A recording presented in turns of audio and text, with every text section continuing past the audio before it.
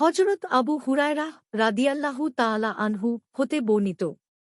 তিনি বলেন, রাসূলুল্লাহ সাল্লাল্লাহু আলাইহি ওয়াসাল্লাম বলেছেন, যে ব্যক্তি ওযু করবে এবং উত্তমভাবে ওযু করবে, তারপর জুমআর নামাজে যাবে, চুপচাপ খুতবা শুনবে, তাহলে তার এই জুমআ হতে ওই জুমআ পর্যন্ত সব গুনাহ ক্ষমা করা হবে, অধিকন্তু আরও ৩ দিনের।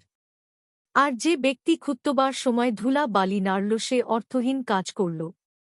মুসলিম ৮৫৭, আবু দাউদ ১০৫০, তিরমিজি ৪৯৮, ইবনু মাজাহ ১০৯০, ইবনু আবি শায়বাহ ৫০২৭, আহমাদ ৯৪৮৪, ইবনু খুজায়মাহ ১৭৫৬, ১৮১৮, ইবনু হিব্বান ২৭৭৭, সুনানুল কুবরা লিল বাইহাক্তি ৫৮৪৯, শুআবুল ঈমান ২৭২৬, শারহু সুন্নাহ ৩৩৬, সহিহ আত-তারগিব ৬৮৩, সহিহ আল জামি ৬১৭৯, মিশকাতুল মাশাবিহ ১৩৮৩। হাদিসের মান সহিহ।